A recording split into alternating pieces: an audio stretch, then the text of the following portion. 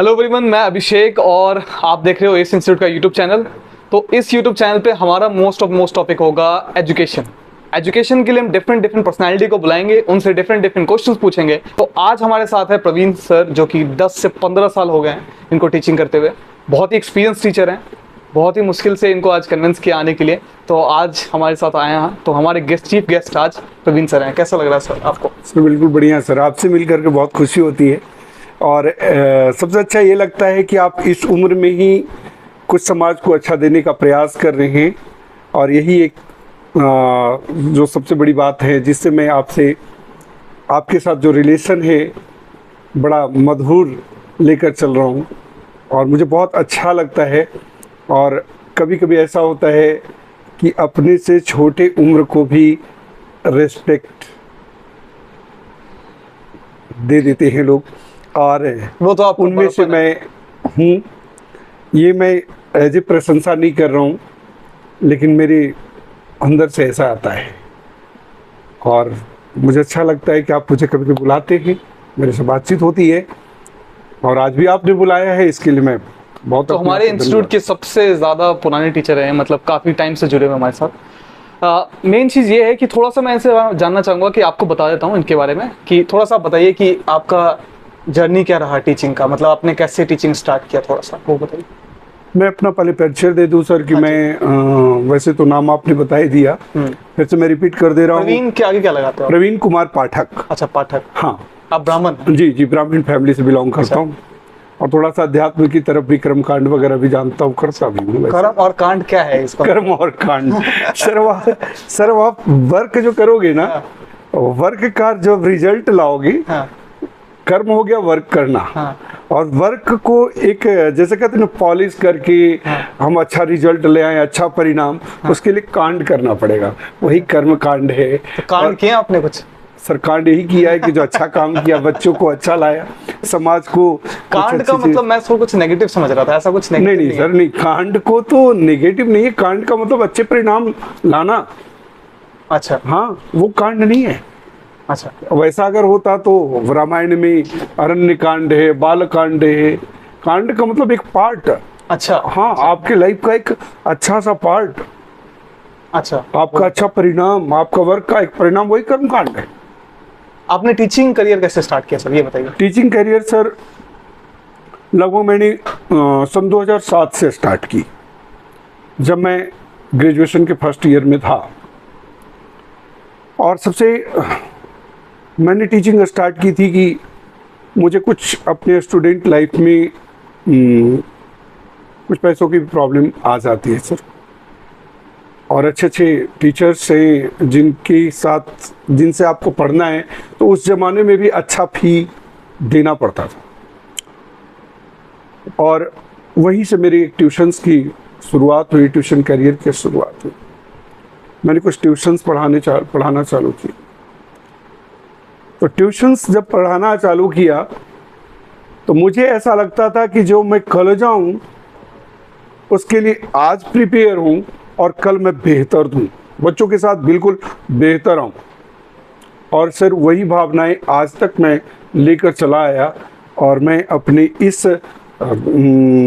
Career में बहुत कुछ पाया भी हूँ, बहुत कुछ पाया हूँ। टीचर बहुत कुछ पाता है तो खोता भी है, लेकिन खोने वाली बात वो किसी के सामने नहीं रख सकता, क्योंकि वो जिस प्रोफेशन से है उसकी मर्यादा बहुत ऊपर होती है, उसका पद बहुत ऊपर होता है, क्योंकि उसकी तरफ समाज का एक एक सदस्य देखता होता है। इसलिए सर बहुत कुछ पाया, बहुत सारे स्टूडेंट के साथ बड़ी बड़ी बातें होती है, बड़े बड़े अच्छे स्टूडेंट अच्छे जगहों पे चले गए। एक आइडियल क्वालिटीज क्या होती है टीचर की आपके हिसाब से, मतलब क्या क्या क्वालिटीज होनी चाहिए टीचर में जो उसको एक आइडियल टीचर कहे?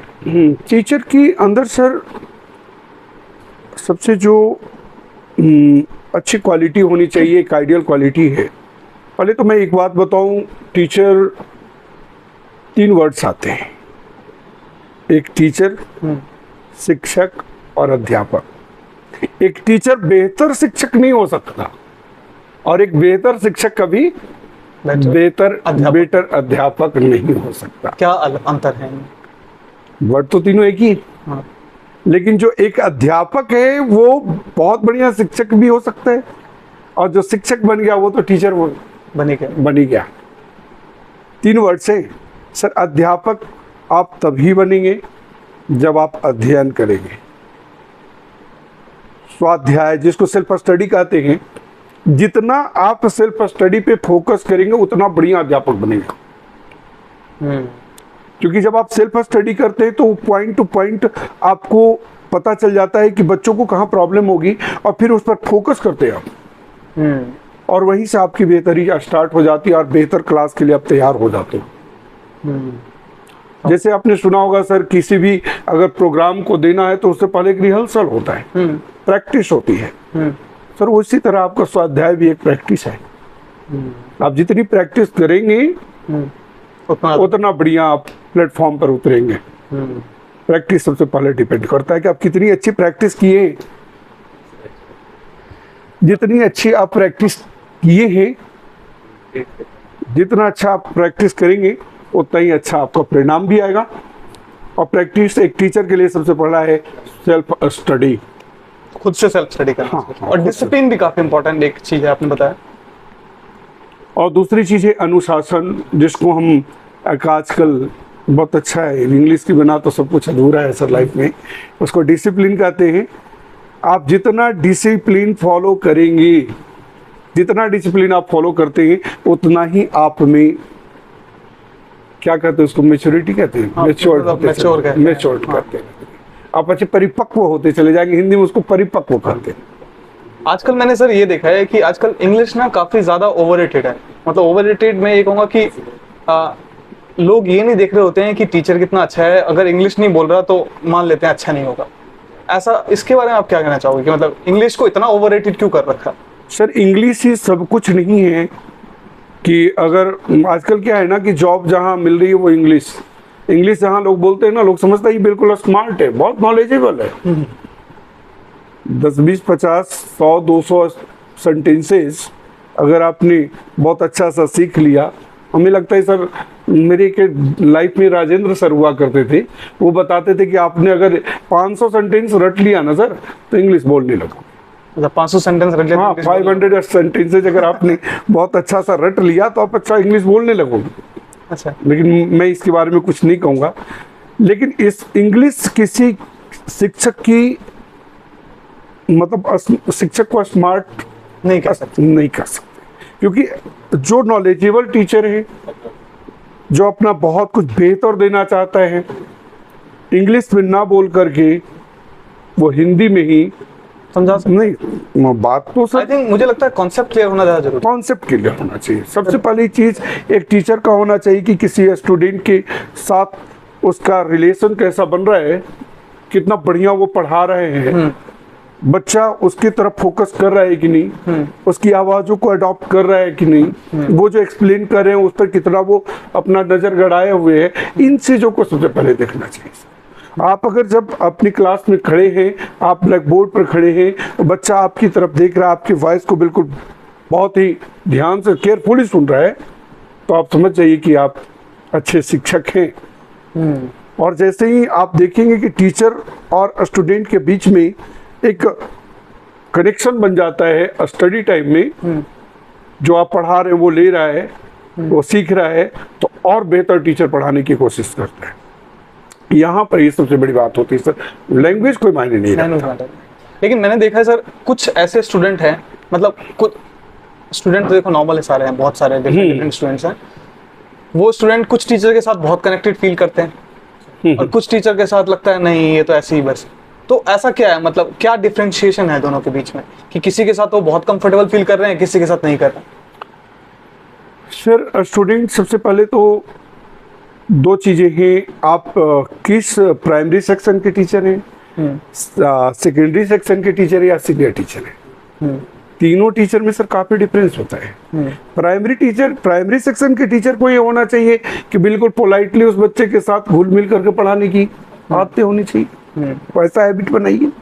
थोड़ा सा सेकेंडरी आए तो उससे थोड़ा हार्ड हो जाइए, और सीनियर जब आप है ना, तो सर बच्चे और स्टूडेंट में थोड़ा डिस्टेंस होना चाहिए। आप जितना डिस्टेंस रखेंगे उतना ही वो रेस्पेक्ट करेगा। जूनियर में है तो उसके साथ जितनी पोलाइटली आप आएंगे, खेल खेल की भावनाओं में आएंगे, वो ज़्यादा सीखेगा। सेकेंडरी वाले को दोनों ही लेके चलना पड़ेगा आपको, थोड़ा सा उसके साथ बिल्कुल फ्रेंडली भी आइए और कभी हार्ड है जो अपने टीचर के साथ सब कुछ ही शेयर कर लेते हैं, मतलब सारी बातें बता लेते हैं, वो ठीक है? ये होना नहीं चाहिए, नहीं होना चाहिए, ये नहीं होना चाहिए। क्या होता है कि जब बच्चे सारी बातें टीचर से शेयर कर लेते हैं तो सारे टीचर एक जैसे नहीं होते हैं। टीचर पढ़ाने गए हैं, आपको पढ़ाने गए हैं, ठीक है, जहाँ तक शेयर करनी चाहिए वहीं तक शेयर कीजिए। सबसे पहले तो एक टीचर स्टूडेंट में ये होना चाहिए कि हम सर से उन्हीं बातों को करें जहाँ तक अच्छा हो। सारी चीज़ें अगर शेयर करने लगे तो वहाँ सब फ्रेंड सर्किल हो जाता है, और जहाँ पर सीनियर में फ्रेंड सर्किल आ जाएगा वहाँ बच्चा फिर पढ़ेगा नहीं, और रेस्पेक्ट वाली जब वर्ड नहीं आएगी ना तो फिर बच्चा नहीं बढ़िया नहीं पढ़ता। क्या अच्छा आपको अभी लगता है 2024 है, क्या टीचर को रिस्पेक्ट मिलती है उतनी जितनी मिलनी चाहिए, या पहले जितनी मिलती थी क्या अभी उतनी मिलती है? सर, भारत एक गुरुओं का देश रहा है और भारत में गुरुओं की परंपरा बड़ी पुरानी है और गुरु को लोग बहुत मानते थे। और जब राजतंत्र में था, आज प्रजातंत्र है, सब लोग स्वतंत्र है, और आज की इस तंत्र में लोग बहुत खुश भी हैं और रहना भी चाहिए। लेकिन जहाँ सब स्वतंत्रता आई है ना, वहाँ टीचर के बीच में स्वतंत्र नहीं, टीचर परतंत्र हो गया है। थोड़ा सा आम भाषा में समझाइए। जैसे कि ये तो एक टीचर है ना, हाँ। टीचर खुद को अब स्वतंत्र महसूस नहीं कर रहा, फ्रीडम फील नहीं कर पा रहा। क्यों नहीं कर पा रहा? टीचर को जैसे ही जाता है, सर आप 90% रिजल्ट ले आओगे ना, वाले बच्चे को पढ़ाने तो दीजिए, 2-4 दिन उसके साथ देखो तू वो कितना ले रहा है। मैं कैसे कह दूंगी 90% आ जाएगा? पहले अगर आपका बच्चा एवरेज है 50-40 है तो मैं 70 कन्वर्ट कर सकता हूँ, और 70 है उसको 90 में कन्वर्ट कर सकता हूँ मैं, और जो 90 है फिर उसको ट्यूशन की जरूरत ही नहीं है, वो 95 खुद ही कर लेगा। मुझे जैसा लगता है जो 90 ला सकता है उसके फिर उसे फिर ट्यूशन की कोई जरूरत नहीं है, वो 95 कर सकता है। अब यहाँ पर बात आती, वहां पर वो स्वतंत्र नहीं है, वो बंद गया, टीचर शिक्षक बंद गया वहां पर। अब आप 2-4 दिन बात करें टीचर कैसे पढ़ा रहे हैं, स्टूडेंट कितना, स्टूडेंट से डिस्कस करें पेरेंट्स, तब एनालिसिस करें कि कितना परसेंटेज आएगा, कौन से सब्जेक्ट में बेहतर करेगा, किस सब्जेक्ट में कमी है।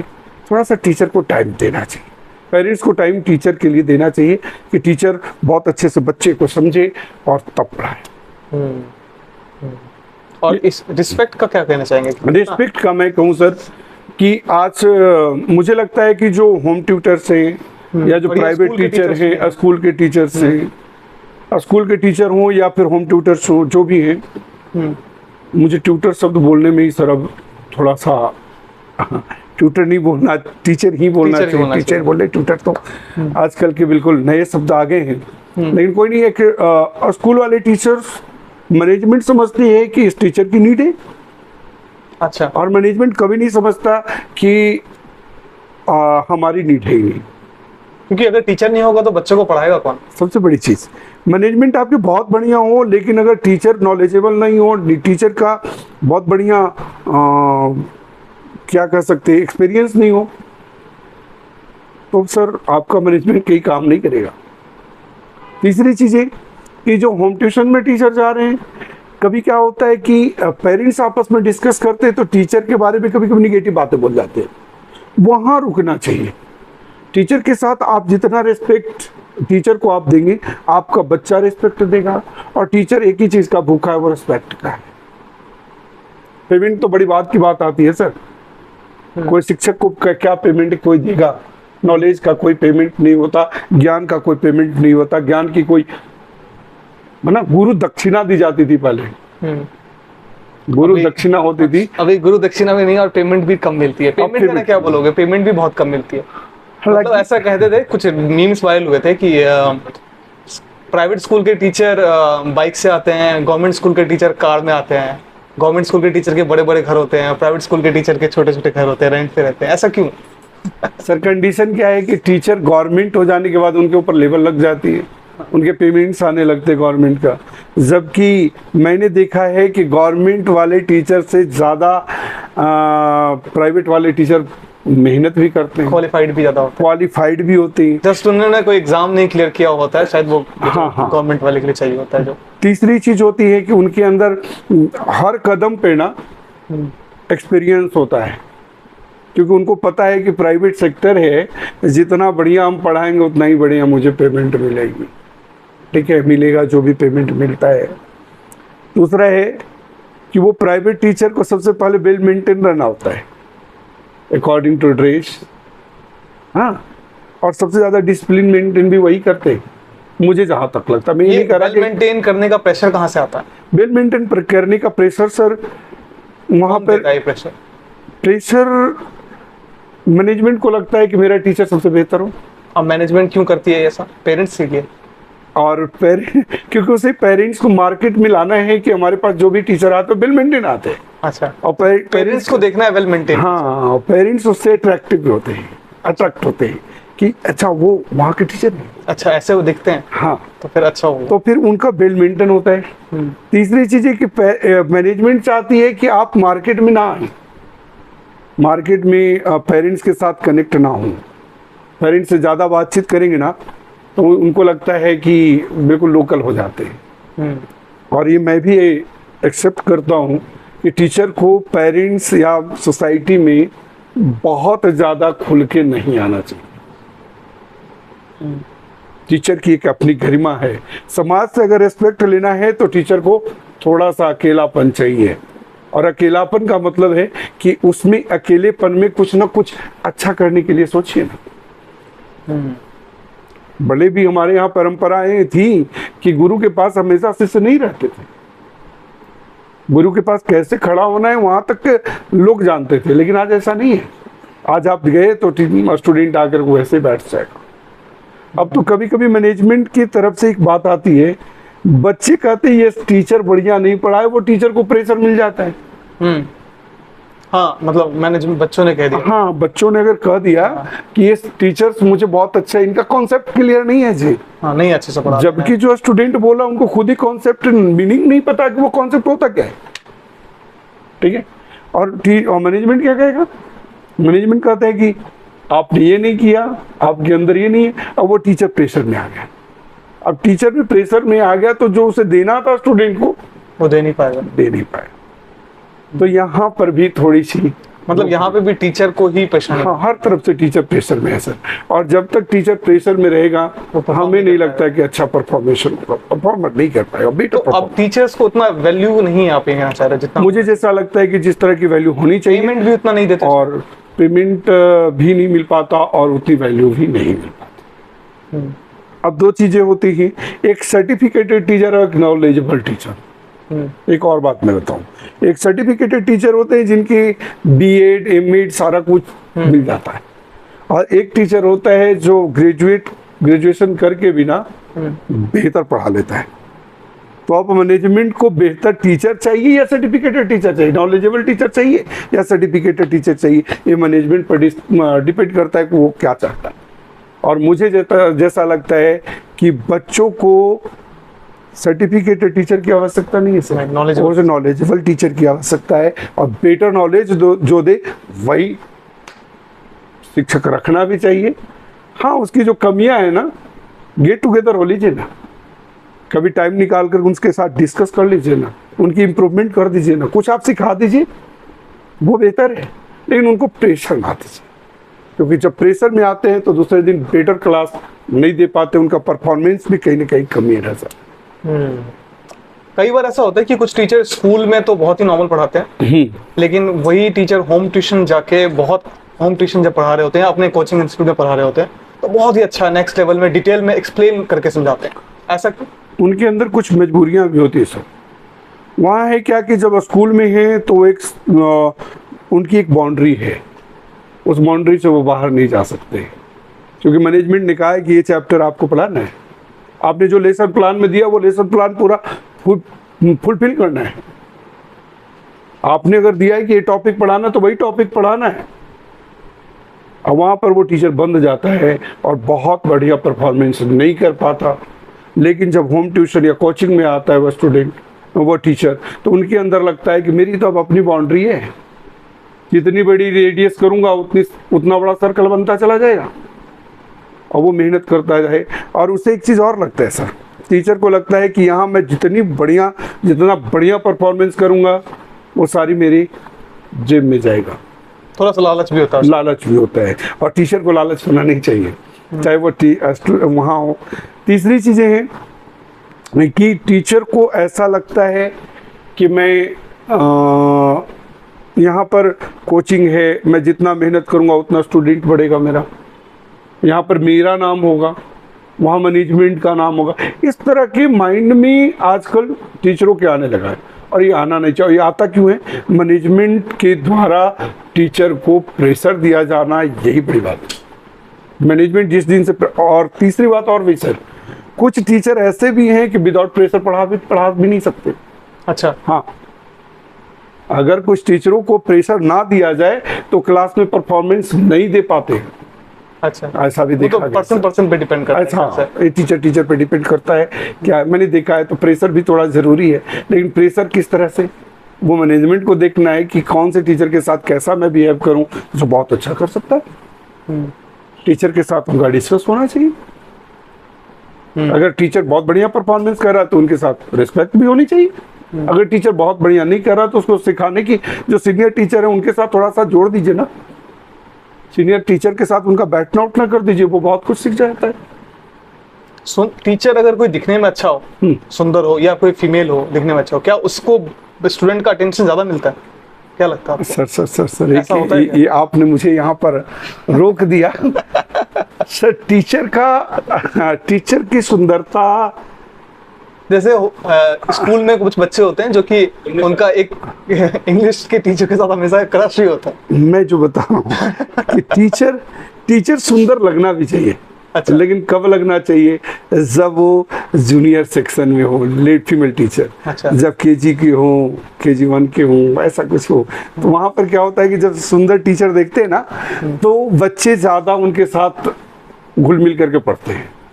लेकिन जैसे ही सेकेंडरी सेक्शन, प्राइमरी से ऊपर आ जाता है सेकेंडरी सेक्शन, वहाँ सुंदर डिस और सिंप्लिसिटी आता है। साधारण होना चाहिए बिल्कुल। रंग रूप और बॉडी फिटनेस वहाँ ज़्यादा काम नहीं करती, वहाँ सबसे ज़्यादा काम करता है आपका नॉलेज। और हायर में तो सर मैंने देखा है कि जो सीनियर टीचर्स हैं हायर सेकेंडरी में हैं, तो उनका सर वो सिंपल ही रहते हैं, वो ज़्यादा अट्रैक्टिव दिखने की कोशिश नहीं करते हैं। इंग्लिश के टीचर ज़्यादातर मैंने देखा है थोड़ा सा ज़्यादा ही स्टैंडर्ड बन के रहते हैं, थोड़ा सा मतलब। इंग्लिश की टीचर्स में है क्या सर, इंग्लिश के टीचरों को लगता है क्या कि मैं और सब्जेक्ट के टीचरों से ज़्यादा नॉलेजेबल हूँ, बल्कि तो उसको एक लैंग्वेज ही आती है ओनली। हाँ, कारण क्या है ना, मुझे ऐसा लगता है मैथ्स के टीचर ज़्यादा। हाँ सर, वो सारे सब्जेक्ट के सब अपने अपने हाँ, वो तो है ही, सब वो मैं मानता हूँ। हाँ। लेकिन मुझे इंग्लिश वाली टीचर्स हैं, उनको लगता है कि मैं सबसे स्मार्ट हूँ, मैं सबसे स्मार्ट टीचर हूँ, मैं इंग्लिश बोल लेती हूँ, मेरे सामने अगला नहीं बोल पाता है। लेकिन कुछ ऐसे भी लोग हैं जो हिंदी में इतनी अच्छा आपसे डिस्कस कर लेंगे, आपके पास हिंदी के कुछ वर्ड्स ही नहीं होंगे, इंग्लिश के पास कोई वर्ड नहीं है जो उनको एक्सप्लेन कर पाएंगे आप। मैथ का भी टीचर है, उसके पास बहुत सारे ऐसे पॉइंट है जो आपसे एक नॉर्मल डिस्कस कर लेगा, तो आप उसको एक्सप्लेन नहीं कर पाएंगे। तो sir smart according to dress smart होना बहुत जरूरी नहीं है, अकॉर्डिंग टू नॉलेज स्मार्ट हो जाइए। चेहरा तो सर बहुत खूबसूरत अगर आपको बनना है तो टीचर नहीं, आप स्टेज पे बेहतर परफॉर्म कर सकते, क्लास के बोर्ड पर परफॉर्म करने के लिए एक सिंप्लिसिटी चाहिए। ज़्यादा ब्यूटीफुल और ज़्यादा हैंडसम होने की ज़रूरत नहीं है, हैंडसम होना knowledgeable, according to knowledge handsome होइए, अकॉर्डिंग टू नॉलेज ब्यूटीफुल होइए। आपका एक्सपीरियंस आपकी खूबसूरती को बढ़ाएगा। तो बहुत अच्छा लगा, आपसे बहुत कुछ जानने को मिला एंथ्रोपिन जी से। तो आई होप आप लोगों को सेशन एंजॉय किया होगा। आप लोगों ने डिफरेंट बहुत ही आप सबके दिमाग में जो सवाल आते हैं टीचर्स के लिए, वो सब हमने ऑलमोस्ट ट्राई किया है कवर अप करने का। तो आई होप आप लोग को बहुत मज़ा आया। एंड नेक्स्ट वीक हम फिर किसी अलग पर्सनैलिटी के साथ बैठेंगे, डिफरेंट टॉपिक पे बात करेंगे। आज के लिए इतना ही। Thank you for watching this video.